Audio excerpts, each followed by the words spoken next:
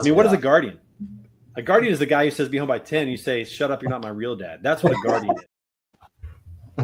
That was quick. That was a quick intro. Quick intro. Just the punchline, man. Let's go. Let's hit the ground running. Welcome. We are week 6 for the 4th quarter. It's just steadfast guys. Everybody else was scared to join us. They're not on the leaderboard. Actually, I gotta talk about Chad. He's like, you guys don't want me on there. I don't know anything about football.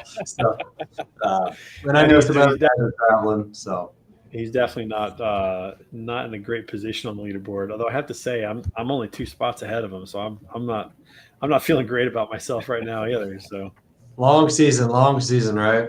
Yeah, a lot of football left. That's for sure. But let's jump into it. Week 4 of the NFL, week 5 of college football. And the Chiefs. Yeah, it's so funny. I was actually thinking about this. How quickly the tides turn. Like the Chiefs' season is over, and now they're only a game behind in the AFC West. Well, they don't have the tiebreaker, but if they beat the Chargers, then they're tied. Their season's over. Their season's over. Tommy's sticking to it. I love it. Yeah, it has turned because like Pat McAfee's like the Chiefs is still the Chiefs, and people are saying that with Worthy coming back, the offense is completely different. Rice isn't even back yet. They've completely to this point solidified the offensive line to this point. Yeah. Josh Simmons is a beast. Juwan Taylor had 0 penalties last week. It was a miracle. Is that the rookie guy? No, he's our right guard, but he's a right tackle. He's just notorious for rocking back and getting false starts. Yeah, notorious for that. So, no penalties for him last week. I was like, did he play? Because that's not normal. But he did. Was he there? He played all the snaps and no penalties. So, they're figuring some things out, and their defense is still, in my opinion, top 5 in the league.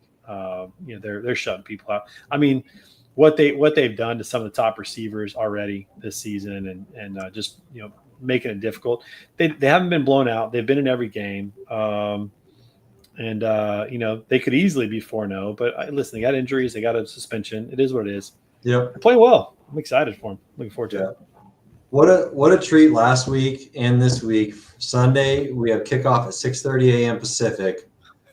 Games all the way till the final, like 8:30 Pacific, 9 o'clock. I mean, our wives love it. I know, absolutely love it.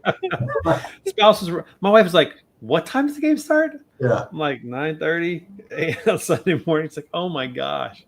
Yeah. Well, luckily my wife is a Steelers fan. I'm like, oh, the Steelers game is on. Perfect. Turn it on. That's right. It was like nice 6:45 because I kind of forgot about it for a minute.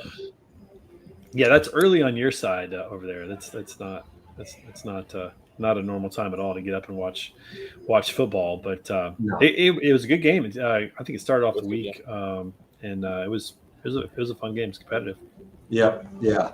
Sure. It was a good win for me in our picks. Speaking of picks, we better share that before we get too far into it, because I don't want to miss that opportunity to share where everybody is. Yeah. Well, you're the overall winner. Yes, we got that. But then our guy Nate Cross, he just he's steady Eddie at the top. 2 weeks in a row. Silent killer. Nate Cross. He looks unassuming. He's got pretty quiet demeanor, but the dude's sharp. He's really smart. Clearly, his picks are paying off right now. He made some good. He made some good picks last week, man. We all kind of had a tough week. I was 10-6. Oh, 3 balls was 9-7. So so I actually picked up a game on you guys last week. I'm telling you, it's a rough week. I'm falling. I'm not climbing. I'm falling right now. Tyson is coming through.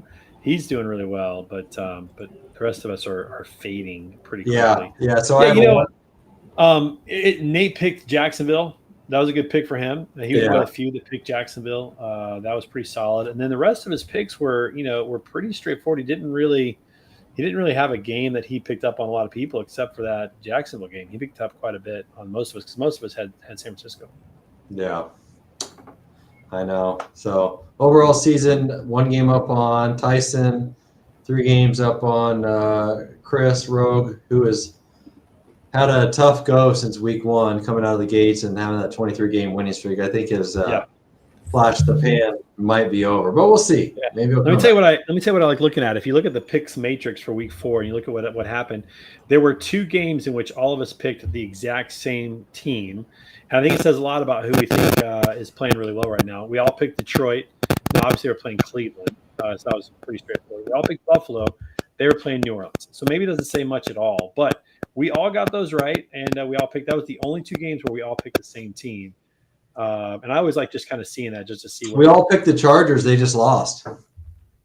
We all picked the Chargers? Yeah. Oh, we did all pick the Chargers and they lost. Yeah, that's right. Dude, the Giants coming up big. Good point. That's a good point. We all picked the Chargers. Yeah. We almost all picked Washington. Almost all. But Chad came through with Atlanta. He's the only one that picked that one. I know. He was like, I picked Atlanta. I'm like, okay, you got lucky on one.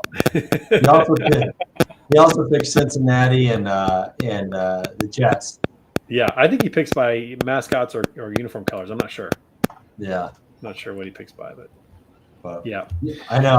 I pulled this up and watched it. And I'm like, as soon as kickoff goes, okay, who am I rooting for and against?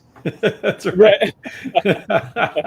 Yeah, it's nice to see the Matrix once the game starts. That's for sure. Yeah. But and we got to shout out Tyson Lawrence. Man, that guy is just steady Eddie. Man, I think his lowest week total is 11. Lowest. Yeah. And so he's playing classic like John Rahm right now. He's not going to win any weeks, but he might win the whole thing at the end. That's where he's at right now. He's very close. He's on the heels. Yeah, he's only one game behind. Yeah, he's right there. So he's right there for sure, which is good. Now, one thing that is noteworthy is I like the tiebreaker summary. And Mike over at Sunrise Logistics right now is only 30 points away all time from the tiebreakers, the final score at the end of the last game every week. He's done a good job picking those. 30 points in 4 weeks. So 7.5 point average, getting pretty close to the cumulative scores. Yeah, I'm going to have to do better. I'm 63. So if in the top 10, like you're one of the worst. I'm not going to lie. I know. But it's a good thing I'm better at picking games. That's right. Awesome.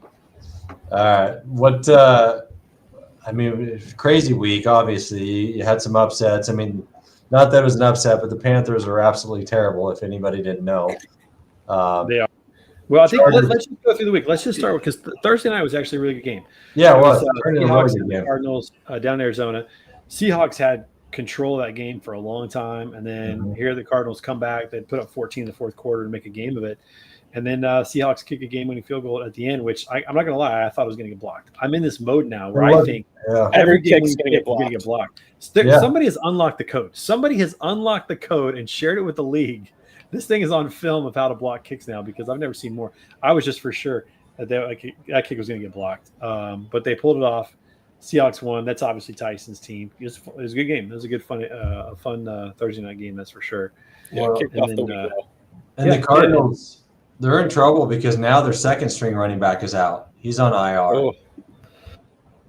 So they're down. You cannot plan for injuries in this league. That's for sure. Yeah. So look for them to continue to struggle. I think my picking of the Vikings has come to an end. I think I've given Kevin O'Connell a lot of leash at this point. I've given him a lot of latitude, thinking that he can work magic, that he's the quarterback whisperer. I think he may have met his match with Carson Wentz. I think he may have met his match because even though Carson put up like decent numbers, I mean, he put up 350 yards.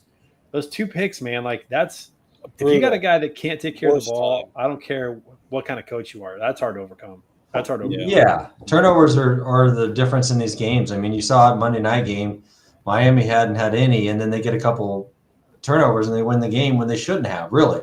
Because they were outgained in every respect. That's right. And so if he can get that situation under control, then maybe I'll start picking again. But until that time, I think I'm off the Vikings bandwagon. Yeah. They got to be playing New Orleans before I pick them again.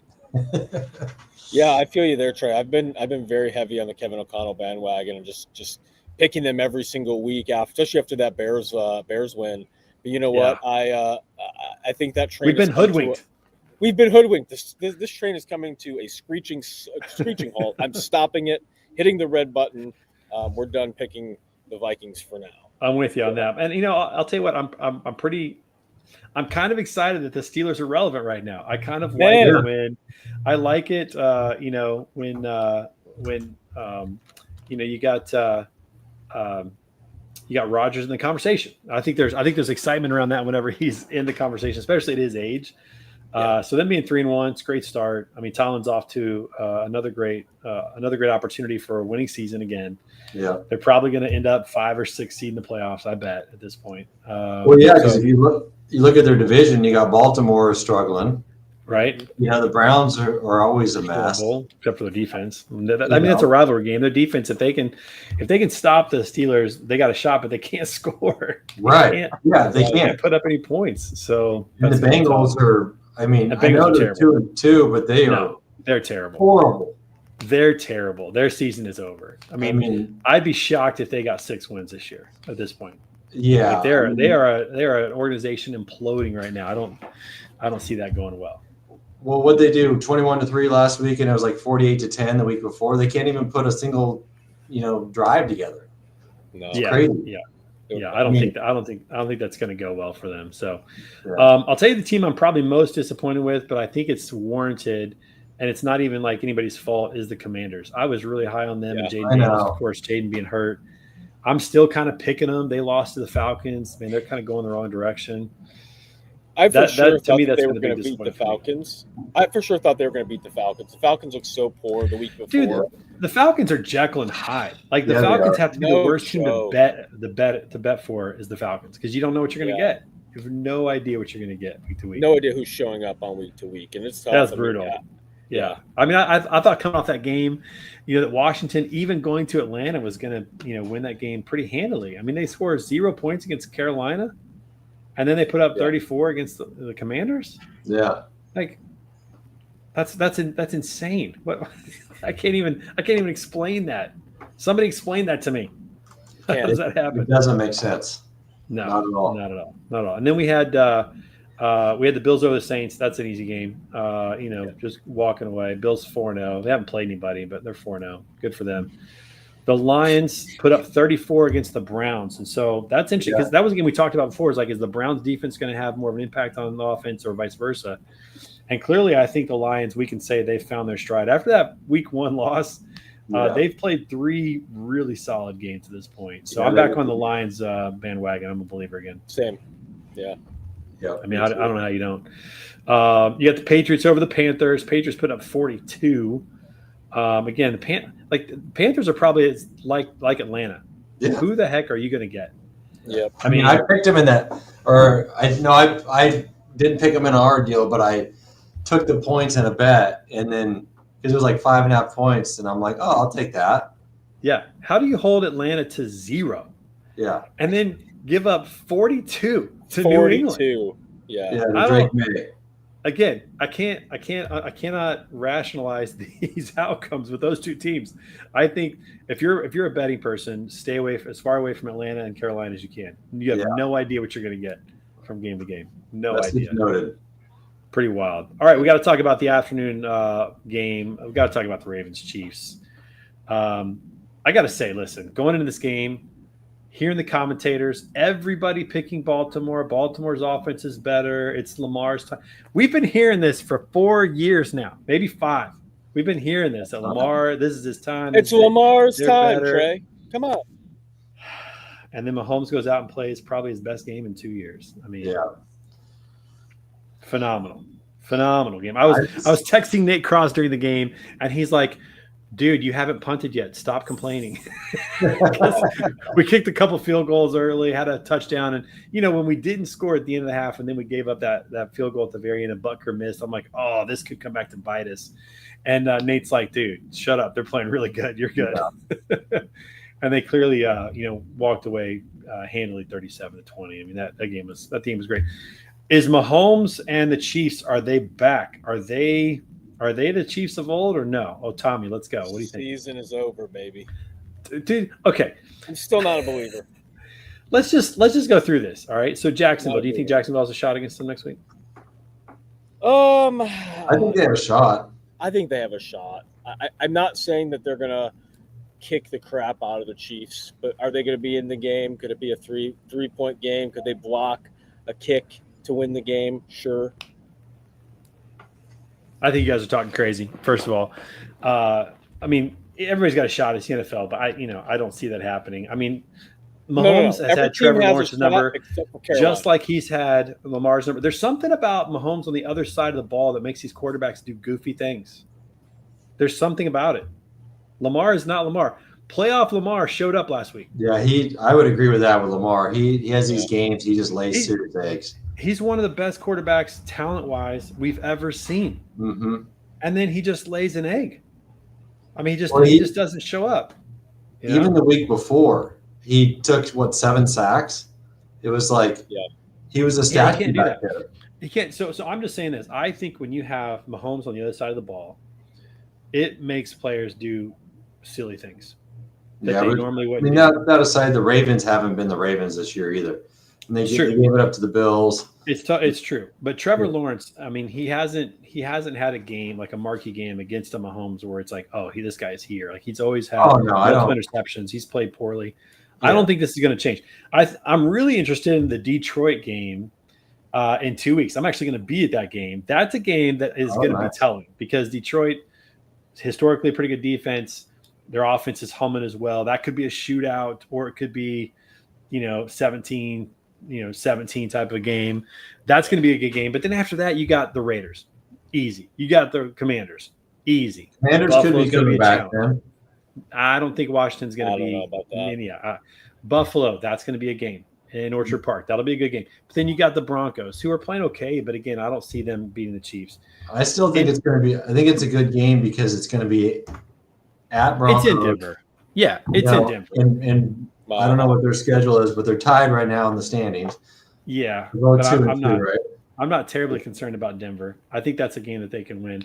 The games I'm concerned about, the ones I'm concerned about is Buffalo, obviously, Indianapolis. If you get them playing the way that they've been playing, and then the Chargers. Of all the games they have left, those are the only 3 I'm concerned about. Yeah. All right. Now they might lose a 4th one in there, but that puts them at 11-6. That's worst case scenario in my opinion at this point, 11-6. Well, I think the Broncos can come into the Chiefs game at 7-3 because they've got the Eagles, and then they have the Jets, the Giants, the Cowboys, the Texans, and the Raiders. So they could be 7-3, and they got a lot to play for at 7-3. A lot of momentum riding high into that game, and they're going to want to take down. And then after that, I think they'll play too hard. They'll do some stupid stuff, and they'll lose that game. It's just the way it works. And then Mahomes knows side of the ball. It's going to be. That's the way it is, boys. That's the way it is right now. You're still 2-2. You're still 2-2. You're not 4-0. Yeah. 2-2, man. I'm gonna go with that. You know what? Season over, Tommy. Season over. Listen, we can address season over later. I've been talking trash about the Patrick Mahomes, Kansas City Chiefs all season, and we know the season's over. We get it, Trey. I know you think they're gonna go 11-6. They're gonna go like 9 and whatever. It's not going to happen this year. It's not their season, buddy. But listen, I think they could easily go 12-5. Easily go 12-5. They could. But listen, we skipped over a very important game. A game that ended this season, this year, in a tie in 2025, 40-40. What is going on with the Green Bay Packers? That game was insane. That was a really good game until it was the finish of a tie. Yeah, I don't like it. I don't like games ending in a tie. No. I think there needs to be some end to this, some shootout, some sudden death. Hey, listen, let's do this. Here's my thought on that. I'm fine with the overtime rules as they are right now. I'd prefer if there was a 15-minute quarter, just like other sports, maybe where you get a full quarter. I'd prefer that. Although I don't think basketball, NBA doesn't do a full quarter, do they? No, they do like 5 minutes. They do 5 minutes, yeah. But I like the idea of like that because they need both teams get the likelihood of a possession, which I think is cool in that case. But what if you had like a kickoff with field goals and you just kept moving back 5 yards until somebody missed? It wouldn't take long. If you get to the end of the overtime period and you're tied, now you put the kickers out there and they kick until somebody misses. I think it's more like I don't want to put it on a kicker because the kicker, to me, it's more like you have 1 or 2 plays from the 5 or the 10. You know, if you go the full length and it's tied, and then more like college. Yeah, like college, where it's like you got, or just a 2-point conversion.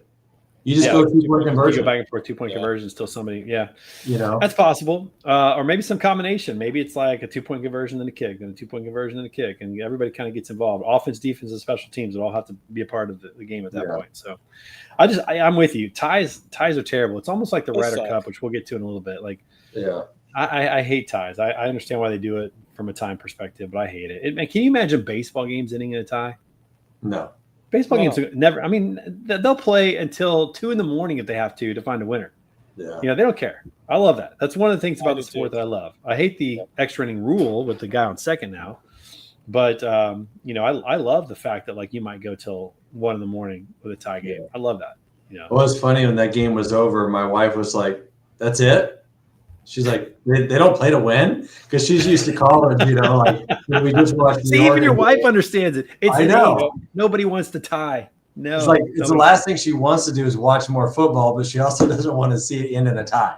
It might be the second strongest reason why I hate soccer, is because there's too many ties. That is like really annoying. I mean, that's a natural part of a game in soccer. I mean, can you imagine a tennis match ending in a tie? Can you? I mean, this is not how it's supposed to work.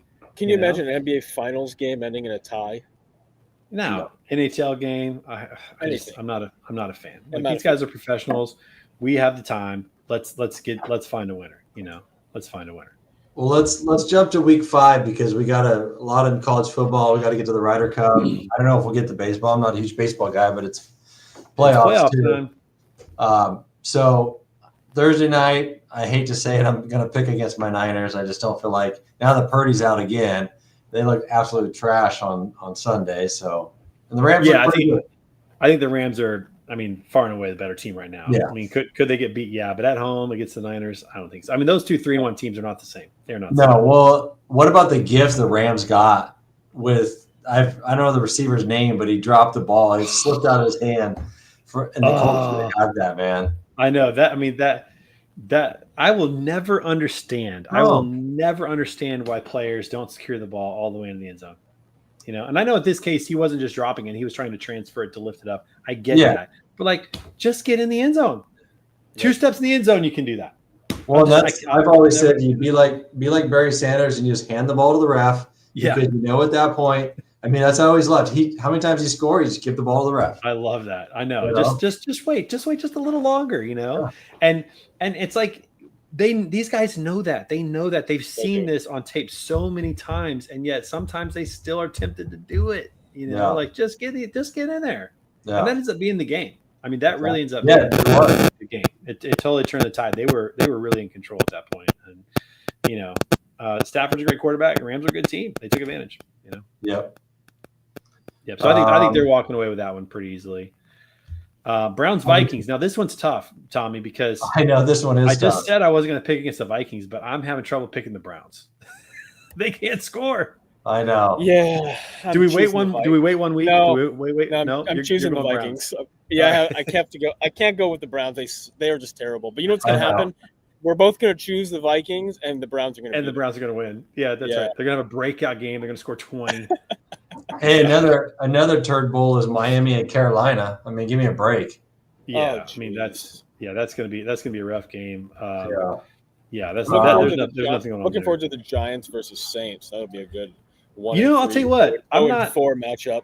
I'm not a believer in the Giants overall, but I think that they're a better team than their record is what I'll say. They're a bet like at 1-3, they're better than some 2-2 teams, and maybe even better than a 3-1 team. Well, their defense won the game for them, and even when they played the Chiefs, what was it, 22-9? Their defense looked good at times. Think about this. They played a good Dallas team, lost to them. They played the Chiefs, lost to them. They beat the Chargers. All right. Mm-hmm. So you take out that Washington game in week 1, and they've played some really tough teams and played 2 of them really, really well. One of them they won. If you put the Giants at 1-3 against the 49ers at 3-1 right now, I'd probably pick the Giants. Yeah. Why you got to pick on the Niners? Do what? Why you got to pick on the Niners? Pick another 3-1 team. Well, because they're probably the worst 3-1 team that's there right now. The other 3-1 teams, I think, are actually pretty good. The Chargers are good. Now I have to look to see who else. Seahawks are good. I mean, most of the other 3-1 teams are. The Seahawks lost to the Niners, so that's not valid. So, I mean, I get it, but You can use Jacksonville. I get it, but that was week one. And remember, week one, you never know what you're going to get, and they lost 17-13. So it's like it wasn't like they got blown out by them, and that was 4 weeks ago. And I think they're very different teams now than when they played week one. That's my take. Yeah. It's kind of crazy. There's only 2 undefeated teams, 1 in each division. Yep. Still, Yep. wow. Yep, and we still have quite a few teams that are winless, which is always fun. So I love that. And you got Tennessee, and you got the Titans. You got the Jets. You got the Saints still 0-4. So yeah, you got a couple losers out there. That's for sure. Man, I really felt for Aaron Glenn watching that game, the Jets on Monday night. I mean, he just was beside himself with how many stupid mistakes they made with self-imposed penalties pre-snap. There was one drive, I think it was 3 plays in a row. I'm like, how bad is this? Yeah, that was rough. And I thought, I mean, I picked the Jets. I thought they had a better chance in that game than the Dolphins. Then when Tyreek goes down, I really thought they had a better chance. Yeah. And they just did not play well at all. That didn't get out of the gates at all. And shout out to Tyreek. Unfortunate to see him get injured like that. That was pretty nasty. Well, here's a time when you're going to take the double-digit spread. Detroit is 10.5-point favor over the Bengals. I would give up the 10.5 points and take the Lions because they're playing really good, and the Bengals have scored 3 and 10 points, and the 10 points they had, 7 of it was in garbage time against. Yeah, Bengals are terrible. Bengals are absolutely they're horrible. I think the Eagles win pretty easily against the Broncos at home. I'd be surprised if anything happened in that game. The Ravens and the Texans, 2 1-3 teams. That's tough. And everybody said the Ravens were good. Everybody kind of said Houston was going to be good at the beginning of the year. They both had a rough start. Who comes out of that game, and is this a momentum swing for either of those teams? So much of it is like, what's Lamar's status? If he's hurt, they got Cooper Rush. I mean, right. And they have no defense. So then, I mean, if the Texans come out of this winning this game on the road at Baltimore and are 2-3, is their season back a little bit? They got maybe in theory. I mean, I think that they have, especially just kind of considering, the division that they're in with the Colts in there, the Jaguars are 3-1. I think this is a must-win game for them. And then depending on how they play against Jacksonville, I think they can beat Jacksonville potentially down the road. Yeah. But to me, it's a big momentum game for the Ravens. Man, I don't know. I mean, that their division sucks. But the Steelers, I don't know if they're going to be able to overtake them playing how they are. I don't know. Yeah. We'll see what happens. Yeah. We shall see. Who else we got this week? I mean, there's Buccaneers and Seahawks. I think it's a big game. I think it's a really big game. It's a great game. Yeah, it's in Seattle. Yeah. Two washed up quarterbacks in revival mode. Playing for pretty good organizations overall. That's going to be a fun game. I'm looking forward to watching that game. That's going to be a good one. I think the Chargers beat the Commanders. I think that's going to be they're going to have a good shot at that. Bills Patriots. Patriots just put up 42. Do they give the Bills a chance or a game at all? No, I don't think so. In Orchard Park, this would be the biggest shock to me is if the Patriots come in and surprise everybody by beating the Bills at home, and maybe people start to go, oh, maybe the Bills aren't as good as their 4-0 record because looking who they've played nobody. They played the Ravens week 1, I get it, but since then, nobody. They played nobody. Well, I think I said it last week. They have a really easy schedule. If they can beat the Chiefs, whatever week it is, they could easily run the table. They've got a shot. That's for sure. They've got the easiest path to that this year for sure. And it's just kind of lucky to draw. Everybody kind of gets that every once in a while. An easy schedule. They got it. Yeah. I don't think that's good for you. No, overall, but they definitely have a shot for that. So I wouldn't be. I'll say this. I'd be a surprise. I wouldn't be shocked. I'd be surprised maybe if the Patriots won, but I wouldn't be shocked by it. Yeah, say that. And the Chiefs Jaguars on Monday night. I think the Chiefs are rolling. I think they're really starting to get going. We'll see what happens. I did pick the Chiefs. I can't go against them in that game, but I got them. Tommy, you going against them? You going Jacksonville? Season's over. I don't think so. Season's over, Tommy. I don't think so. I don't think I'm going to go with Trevor Lawrence. I don't like Trevor Lawrence that much. Not a very quarterback. College football, big week last week for Notre Dame, baby, the best 2-2 team in the nation. for the team that can never win a big game. Tommy, we talked about this a couple weeks ago. This is their MO. They have some bad losses at the beginning of the season. Then they get the ball rolling. Listen, what sucks is it's their only 2 games of the season. That's the biggest downer. We play USC, who just lost to Illinois after getting stomped by Indiana. So that's not great. That's not a good showing. Yeah. Do we end up in the final or in the playoffs? Maybe. But aside from that, there were some other good football games. So all right. So what do we think about unranked Virginia taking down 8th-ranked Florida State? That was a fun game. That game was so good it broke my TV. I had that game on and my TV went out. I'm like messing with it, and it was like double overtime. My TV's out. I'm like, great. Did you run to Best Buy? Did you go Amazon? What'd you do? I just went Walmart. We got Walmart Plus, and I had a TV there at 7 a.m. the next morning. Nice. Hey, the important things. Hey, we got to talk about our Ducks, man. Yeah. Going to Happy Valley, 2 OTs, coming out with a win. Yeah, let's go. It was really good. It was obviously a really crazy environment. I mean, what do they pack, like 100,000 people? They're 100,000, I think, over there. Yeah, that city is huge. Yeah. Played really well, got that lead, and then kind of took their foot off the gas. Let them come back into it, and but luckily they pulled it out in OT, obviously. And I mean, Dante Moore to me looked really, really good. He didn't look hurried, rushed, nothing. So I think that bodes well for the Ducks. I mean, they've got a shot to have a pretty good regular season again. It just, to me, it keeps coming back to. I mean, they got Indiana. That's going to be a fun game to see kind of what's going on with them and where they stand with that. But then they got Rutgers, Wisconsin, Iowa, Minnesota, USC, Washington. I mean, their schedule is not terribly tough after that, so they got a chance to have a great record this year. Mm-hmm. Again, I'm just what's the playoffs going to look like? What are they going to do come playoff time? And hopefully they. Well, I mean, I hate to say it, but what does Ohio State do, and where do they match up at what game? Because historically Ohio State has just really had. Well, what Oregon needs is they really need to run the table as much as they can to get one of those top 4 seats. That's what they got to do. Exactly. And then they got a shot, to go a ways in the playoff at that point. But they got a schedule for it to do it. That's for sure. They do. How about Ole Miss taking down LSU at home, 24-19?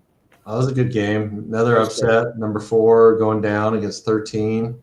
I mean, LSU didn't drop that much, but still, that was a good game, classic SEC game. And how about Alabama? Yeah, coming back into Georgia.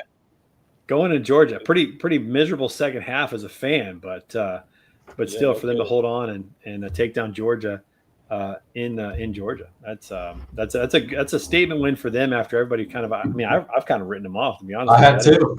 I thought they were just going to have a very mediocre season, maybe end up like 7-5 or something like that.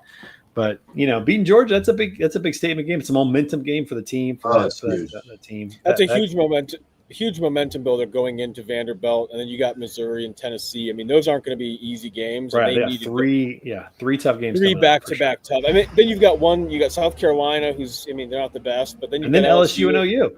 Yeah. And then OU. I mean, that's a tough stretch. I mean, they needed to win that Georgia game. Yeah, they had to win. I mean, if they come out of that, 2 or 3 games over 500, I think that's going to be quite the regular season for them to be able to do that, because they probably have one of the toughest schedules, the next 5-6 weeks out there. That's for sure. That is for sure. That is a really tough schedule, and you always got the rivalry game against Auburn. You just never know. You never know. Yeah, those rivalry games. You never know. What's on the line? Yep. All the rest of the games were, I think, pretty to be expected, as we'd say. There weren't a lot of upsets beyond that, but this week's going to be a fun week. This week there's going to be some solid games, so it's going to be fun to watch. Yeah, because what's the big game this week? We got Georgia's got nothing. They play Kentucky. You got Texas, Florida. Probably the Vanderbilt Alabama game is probably one of the biggest game this week. Yeah. I'm almost looking ahead to next week when Indiana does go to Oregon. Mm-hmm. That's really awesome. That's what I'm looking forward to. I think Miami's got Florida State this week. I think that'll be a good game too. Yeah, that will be. Yeah, seeing Indiana, seeing if they travel to Oregon and are able to play well at Autzen, that'll be a fun game for sure. Let's go Hoosiers, baby. Hey, it'll be interesting do you know anybody that a Hoosier fan going out there, Tommy? I don't know yet. I'll see. Because I know it's not the size of the stadium like a Happy Valley or the Big House or even SEC, but a lot of people say that's the loudest stadium they've ever played in. It's a great place, man. It's a great environment. Being in that place, I mean, it's like you can't talk to the person next to you. Yeah, it gets wild. I don't know what it is about the acoustics in that place, because and it never rains in Autzen Stadium. If you've ever been to a game, they always start the game like that. But it rains all the time in Eugene, so it's funny. I've been there for a little drizzle in a game, that's for sure. But my first game was back was in the Joey Harrington days, and man, and student section, and man, that place was loud. It was awesome. My very first game I ever went, they played Cal, and I don't remember who it was, but it was probably it was probably 04-05. And it was like a double overtime game, pouring rain the whole game.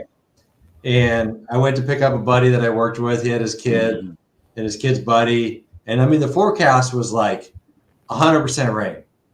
I took like my full rain gear, like overalls, everything. And they show up with a trash bag and wearing t-shirt and shorts. And I'm like, his name is Marty. I go, Marty, did they look at the weather? I know they're like 14, but could you help them out? He's like, they're good.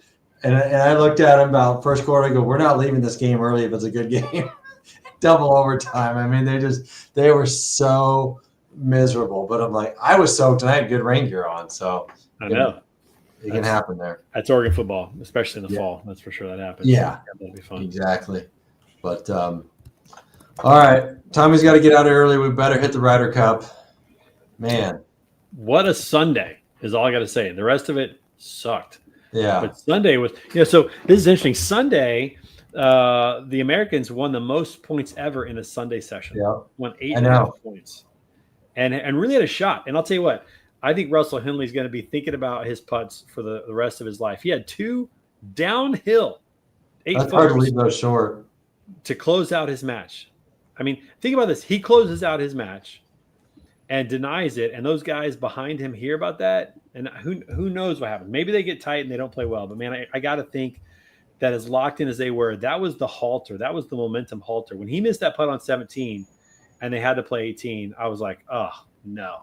And then he hits that great shot out of the bunker, and I thought, okay, maybe he's back. But Shane Lowry is a gamer, man. Like, he's a gamer. Most people don't know this about him. He won the Irish Open as an amateur. This guy has been winning big tournaments since he was a young guy, and he's probably one of the more underrated players on the PGA Tour. But he has a major. He won the Open in Ireland. Mm-hmm. He's been a part of big, Ryder Cup teams, and there's something about that Ryder Cup that those, I'll say, average to above average golfers around year round become absolute studs. Ian Poulter is an average of average golfer if there ever was one. Never won a major, never really won a big event. Only won probably 5 tournaments ever on the PGA Tour, which again, that's nothing to to scoff at, but only won 4 or 5 events on the PGA Tour. Unstoppable in the Ryder Cup. Tommy Fleetwood can't win on the PGA Tour. Got his first win this year. Got his first win this year. Unbeatable in the Ryder Cup. John Rahm, he's washed up. He's not competitive. He doesn't care anymore. Lives bad for his game. Unbeatable. Yeah. Like, there's something about this format that those guys, it's like everything that they live for. It is everything that they live for. They just get up for it a lot better. Like you're saying, they live for it. And they have a culture of European golf versus the U.S. and the PGA Tour / guys, I guess the guys that don't play live, Bryson. But it's just different. It's like they just go into that game with those Friday, Saturday, 4-ball foursome matches and just have a mindset. This is ours, and we're going to dominate, and they do it. And yeah, they do. They play together. They lift each other up. Yeah. They make big putts. Their putting was unbelievable. They putted so well. I saw this too. I saw that they actually played more golf at Bethpage Black than the Americans did leading up to it, like significantly more golf. They went over there 2 weeks ahead. Yeah, they played like 8 rounds of golf on that course. Like they knew that course, and the course was kind of mild. Okay, whatever. But both teams had to play it, so it doesn't matter to me. But they were much more prepared. They thought through their pairings, I think, a lot more. And what kind of pisses me off is that, like, I feel like Americans historically, especially in competitive events, are always the most prideful, the most proud to do that. And it just doesn't feel like it's that way in this event. And I don't care about the making money thing. I mean, it doesn't matter to me. They had no pride. Yeah. They had no pride until the Sunday, and it was singles. Right. We're so individualistic from a golfing standpoint in America. All they care about is themselves. And when they got into their own world playing by themselves, they played great. Yeah. Man, there was just something about that team format. They just cannot figure it out. Can't figure it out. Well, and I mean, the foursomes, I get it, but the 4-ball, you're playing your own ball still. So it's like, right. It doesn't make sense. I will say this, though. When you're playing a team that goes 11 under through 16 holes on best ball, I mean, Scheffler and Shambo were 9 under and got beat soundly. Yeah. Like, it wasn't close. Like, got beat soundly. You just tip your cap on those, man. You just tip your cap. Yeah, I mean, those are going to happen. But that didn't happen on the other events. No. That didn't happen on the other matches. They just didn't play that well. So they've got to change something for sure. And the other thing that has to change is the envelope rule. That's got to go. Yeah. That's got to go. Which, if, by the way, for those that are watching, if you didn't see it, basically, the rule is currently that if a player is unable to play their singles match on Sunday, that both teams have an envelope with a player's name in it, and whoever's name is in that hat would be the person going against that player, and it's a half automatically. There's no points given outside just being a half, and they don't play their match.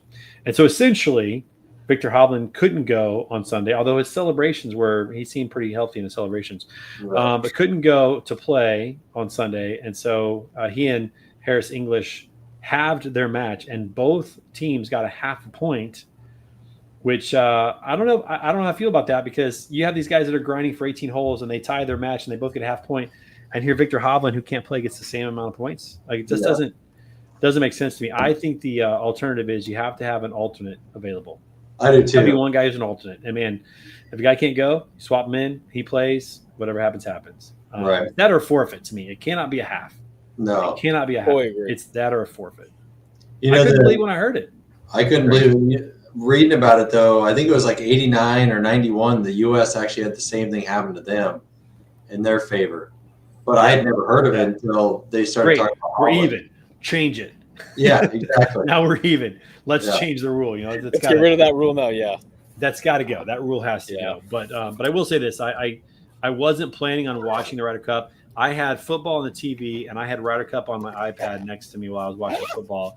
And I have to say that I started paying a lot more attention to the Ryder Cup than I did the football when when the Americans are coming back. When I'll just throw this out there: when Cameron Young made his putt on 18 to win that match and get the full point, that's when I thought, oh, okay, all right, that's good. And then Justin Thomas does it right behind him, birdie on 18 to win the match. And then DeChambeau comes back from 5 down and gets a half, which that's a victory. He was 5 down through huge. 7 holes. Like, if you're 5 down through 7 holes in match play, for those who've never played match play before, you're just trying to make sure that you don't get beat in like 11 or 12 holes, because that's embarrassing. Yeah, like 7 or 6 or you're trying to make it 3-2 or 2-1 or something like that. Like, the idea that you could actually win that match, and he had a shot on 18 to win that match, like, that was crazy.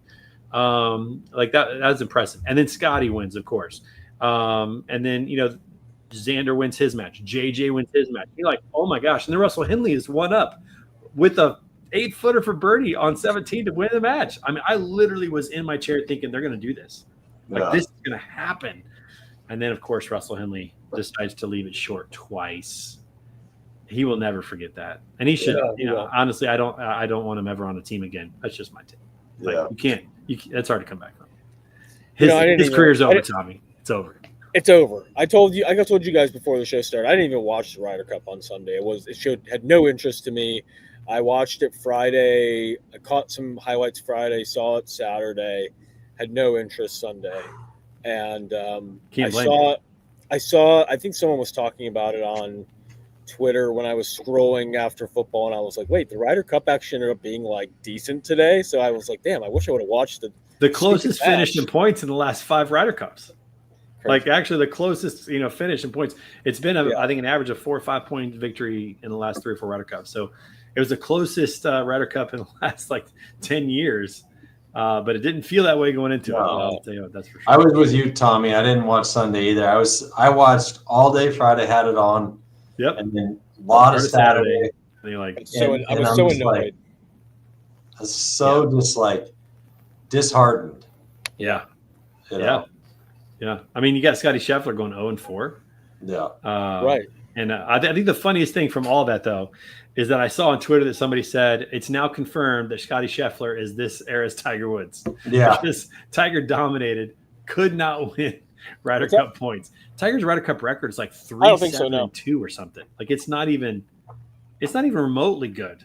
No, it's not. And here's the best player of all time, the best match play player of all time. I know. Many people say with Tiger Woods. I mean, the guy won 6 straight USGA championships, which means that he won. Think about this. You have to win 6 matches each time to win. He won 36 straight matches in the USGA. That's insane. I don't care how good you are. I mean, if I played Tiger Woods 36 times, all right, there's a chance that he plays bad one day and I play out of my mind. And match play is just one of those kind of equalizers in golf. You just never know. And to win 36 in a row is unbelievable. And then you get in Ryder Cups, playing against inferior players, playing against people you dominate on a regular basis on the PGA Tour, 82 wins on the tour, and you can't win a match in the Ryder Cup. And that's how it felt with Scotty. Like he dominated this year. I know. It was easy. Yeah. And then he goes out there and it just looked like he couldn't get it done. He looked no matter how well he played, he could not overcome. It's like they were not afraid of this Scotty Scheffler. They're afraid of him during the season on tour, but they were not afraid of this Scotty Scheffler. And it was pretty funny to say that he's now been confirmed this generation's Tiger Woods.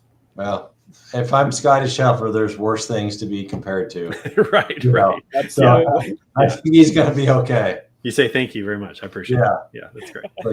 See you in a couple of years. I'll work on that. Well, we got 2 years before Adair Manor. I did see this take, and I thought this was actually interesting. So we got Adair Manor in 2 years, which is a phenomenal course. That's going to be like if there was a Ryder Cup that I want to go to, that's actually the one that I want to go to, and we might try to make that work. But I saw this statement. I thought this was interesting. Somebody made a statement that the President's Cup is killing the U.S. Ryder Cup, and the reason they said that is 1. They have to compete every year. They don't get a year off. Mm-hmm. And 2, they're dominating the President's Cup and giving them a false sense of security that they're good. Yeah. And I actually thought there might be something to that. It might be the Buffalo Bills phenomenon. You play terrible opponents, then you go up against a good one. We'll see what happens. You never know. I wish Nate was here to give you a hard time about that. Nate would love that. Nate would poke right back. It'd be great. I love you, Nate. Crushing me right now. That's for sure. Yeah. All right, Tommy, you probably got a bail, right? Yep, I got to bounce, boys. We'll talk MLB here for the last 10 minutes, and we'll get out of here. Tommy, safe travels, man. Good to see you, my friend. Man. Go Cubs. Yeah, they're still in it. They're down 3-0 right now, though. Yeah, I saw that. That's for sure. So what about – okay, so this is interesting. I know that the MVP for the regular season of Major League Baseball should be based on the regular season only. I think it pretty much is. Yeah. But you got Ohtani. First pitch. Hits a 117-mile exit velocity home run that almost gets to the top row in right center field at Dodger Stadium. That dude is an animal, like absolute animal. I'll tell you what, I love Cal Riley. I want him to win MVP so bad. Like I want him to win it so bad. 60 home runs for a switch hitter, the greatest switch hitting home run hitter of all time at this point. Yeah, from the highest catcher too. Highest catcher total, obviously. Seattle in the playoffs. Like, I hope he gets it. Man, what a story. But we'll see what happens with that. But Ohtani, I mean, that guy's just he's incredible. What about? I love seeing the Red Sox beat the Yankees. I am not a Yankees fan. I'm a Red Sox fan. I'm kind of disappointed that they're playing in the wild card, though. I know, I am this too. It's normally an ALCS type of battle, maybe a division game, playoff series at least. But Yeah, it's always good to see Boston. Boston to me are the blue collar, Northeast team, and the Yankees are always kind of the elite of the elite. Now, I will say this: I really liked the Yankees back when Jeter was playing and Bernie Williams and those guys. I like that Yankees team. I've not liked the Yankees team since then. Yeah, not at all. I've never liked them but I understand what you're saying. There was guys that were respectable. They were. Jeter was just. How do you not just have the utmost respect for Derek Jeter and Jorge Posada? They had such a solid unit that stuck around. Yeah. And it was kind of fun to root for those guys. I actually had a Yankees hat at one point. Crazy. Torrey is the manager. I mean, he he always knew they were going to be in it. Former Cardinal. That's right. Yep. Yeah. And so I did like seeing the Red Sox win. I think they've got a good shot. And here's what I think about the Yankees. I think the Yankees are one of the modern era best regular season teams. They're the Baltimore Ravens of the major leagues. They're the Ravens. They used to be so dominant with just pennant after pennant. They get to the playoffs and something happens. Yeah. I don't know what it is. This has happened a couple times now. They get to the playoffs and Judge isn't hitting home runs and not getting on base, and they're not putting up runs like they were before. And man, I wouldn't be surprised if Boston takes that series, which I think would be great. I would love that. Yeah, that one's actually that one's getting first pitches in 10 minutes. So yep. And then the Tigers and the Guardians. You're not my real dad team. Our Tigers. I'm definitely pulling for the Tigers. There's no way I can root for the Guardians. There's no way. I'm just going to do it out of spite. And just for the name. I can't go over that. I definitely think the Tigers have a good shot, but it's tied 1-1 now. The Guardians probably have a little bit of more momentum, but I hope the Tigers blow it up. Well, and this is a really weird series too because it's 3 games really fast. They're all at the higher seeds home, so it's like Guardians have home field advantage. So we'll see what happens. Yep. A lot of time left in the Cubs or in the Cubs Padres series. One more game. It's 9th inning right now, so it doesn't look like they're going to win this one. But that one's going to go three games. I don't know that we're going to see any sweeps in this one. Maybe the Dodgers over the Reds because the Reds just squeaked in. The Dodgers if they pull it out tonight. We'll see. Yeah, that's a 6 o'clock first pitch. Who do you like getting? Let's go American League right now. Who do you like getting into the ALCS right now? Obviously, the Mariners and the Blue Jays got the buys. They're the 1-2. Who do you like getting to the ALCS? I mean, my heart says Red Sox, but I really don't follow baseball that closely anymore. But I'll go Red Sox, and then just because of the name of the Guardians, I'm going to go Tigers. I want to see the Mariners get to the ALCS. I never really realized this. I talked to Tyson about this a lot. The Mariners are one of the best organizations of baseball that has never even made it to a World Series. Oh, I know. Yeah. And they've had some phenomenal talent, some great teams. Yep. They won 116 games like in, I can't remember what year that was, 02 or something. 01. 01, 02, whatever. And didn't make it. I'd love to see them get to the ALCS. And then I'm going to go Red Sox as well, just because one, I'm not a big fan of the Blue Jays. I'm not a big fan of a Canadian team doing well. Yeah, I'm going to throw that. I did divisional series, but for ALCS, I'm definitely saying Mariners. That's who I want. I want to see them in the World Series. I mean, now what's crazy about this whole thing, and this is something interesting. Basketball doesn't have this problem, by the way. Basketball doesn't have this problem.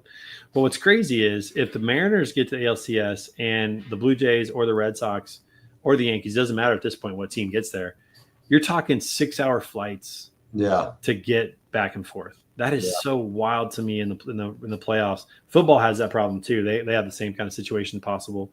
Basketball, because they have East and West conferences, it's not that big a deal to take a 2-hour flight or 1-hour flight. But that's a long ways. But I hope that Seattle makes it. All right. On the National League side, we got Phillies and Brewers with the bye, the 1 and 2 seed. Yep. Padres, Cubs, and then Dodgers, Reds. Who do you want to see get to the NLCS in that division? CS, I grew up a Dodgers fan, and I think that they have the payroll. I think they have a little bit of clout.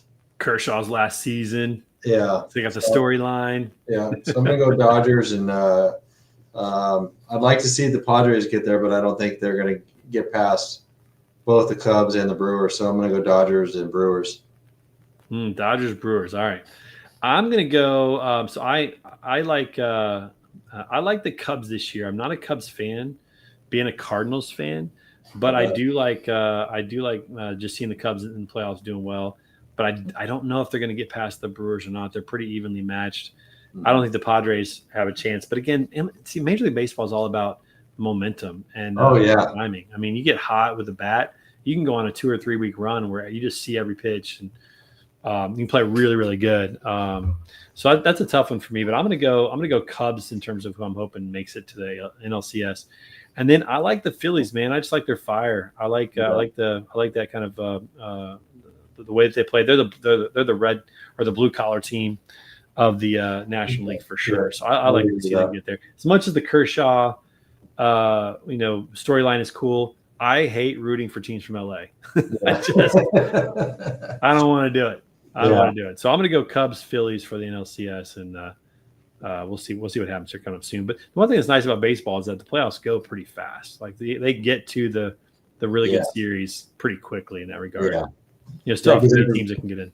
I mean, they got everybody playing today. You got one game over already, another one about to be over, and another one for pitch here any minute.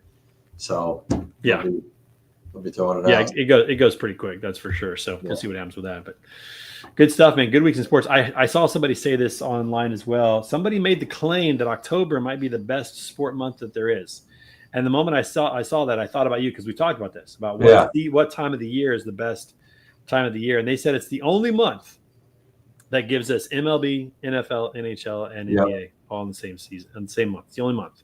I'm like, all right. We didn't even get to the NBA today. I mean, you got all that stuff with dude. The Clippers are done. I know. They're done. Like, shout out to Pablo Torre. Like that guy is, I think, very thorough and legit. And in some ways, I feel like he's been blackballed from the mainstream sports media. Yeah. And here he is, and he's busting this thing wide open and I think he's making Adam Silver sweat a little bit. They're going to have to do something. This thing looks so bad. It's just getting worse. Every show that Pablo Torre comes out with, it's looking worse and worse. Like when you think they have enough, and then he goes, I got this document. Here's this text communication. It just makes you wonder, how much more does he have? I know. I keep waiting. I think at some point they got to do something. What they're going to do, I don't know, because everybody loves Ballmer and the NBA ownership group. He's a big fan of the game. But he's a guy who just has no regard for rules. None. No, he's got so much money, it doesn't matter. So much money, doesn't care. And if you don't penalize him in some form or fashion, and not that the Clippers are a great organization, not that they're going to be challenging for championships.